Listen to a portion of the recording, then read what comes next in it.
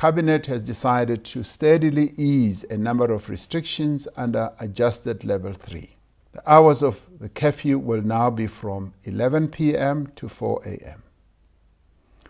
Establishments where people go for either entertainment or otherwise will need to close by 10 p.m. so as to allow their customers and staff to return home. The faith-based gatherings will now be permitted, subject to health protocols.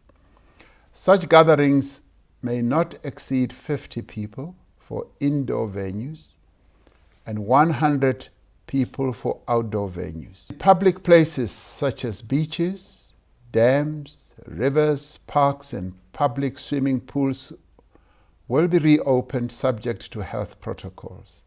Restrictions on the sale of alcohol will be eased. The sale of alcohol by licensed premises for off-site consumption will be permitted from Mondays to Thursdays from 10 a.m. to 6 p.m. Duty-free shops, registered wineries, wine farms, microbreweries, and microdistilleries will be able to sell alcohol for off-site consumption during their normal licensed operating hours.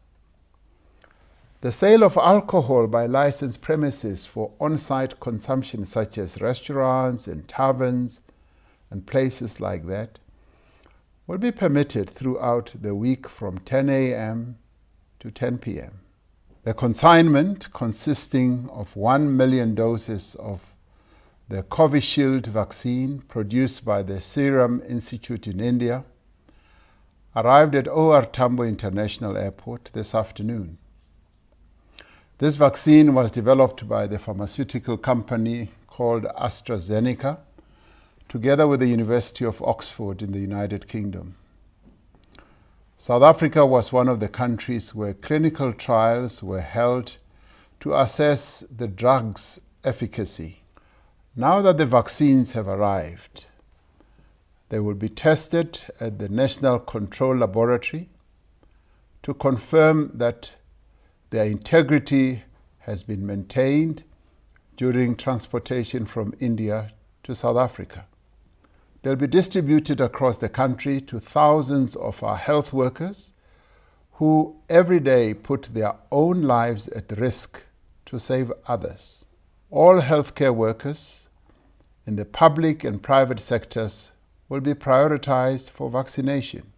Once we have completed the vaccination of health workers, we will move to phase 2 of the National Vaccine Strategy, which will include essential workers, people over 60 years, people with comorbidities, in other words, other health challenges, as well as those living in places such as nursing homes and hostels.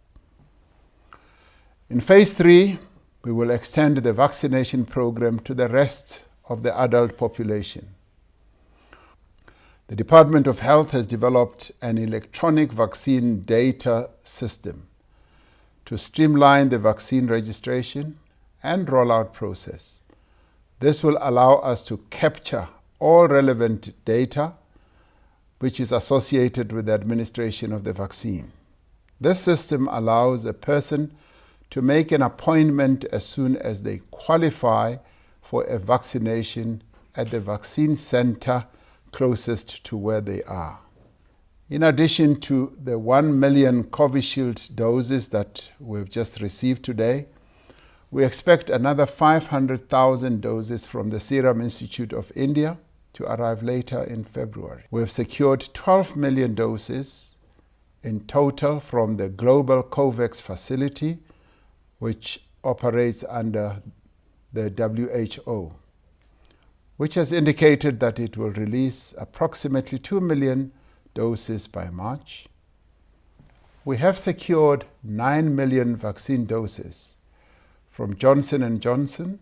In addition, Pfizer has committed 20 million vaccine doses, commencing with deliveries in the second quarter. We are in advanced negotiations with manufacturers to secure additional supplies. South Africa will also receive an allocation of vaccine doses through the African Union, which has been negotiating with manufacturers to secure vaccines for the entire continent on a pooled basis. It is in the best interests of all that as many of us receive the vaccine as possible. But I want to be clear, nobody will be forced to take this vaccine. I want to repeat, nobody will be forced to take this vaccine. Nobody will be forbidden from traveling to wherever they want to travel to, including from enrolling at school or from taking part in any public activity if they have not been vaccinated. Nobody will be given this vaccine against their will.